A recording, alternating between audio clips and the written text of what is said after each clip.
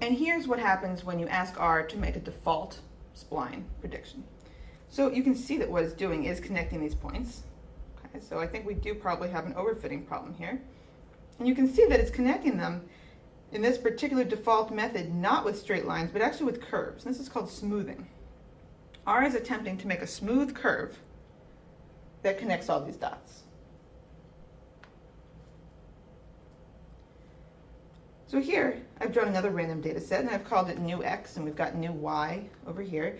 And what's the difference between this picture and the previous one? Well, there are more data points, but also for each value of x, there are multiple values of y now. So now it's not going to be possible for R to just connect all the dots. So what is R going to do? You can see it's still going to go through this general smoothing process, but now it's more clear that we're predicting the mean of y given x, and the overfitting problem is not so bad.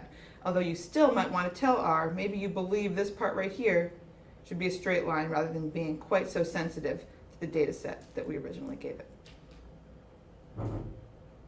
So this is a non-parametric model, the method of splines. The user has to provide the vector of x's and the vector of corresponding y's. And the spline fitting method, and there are lots of them, interpolates. In other words, it tries to make guesses at what the mean of y should be in between the x's you've given it.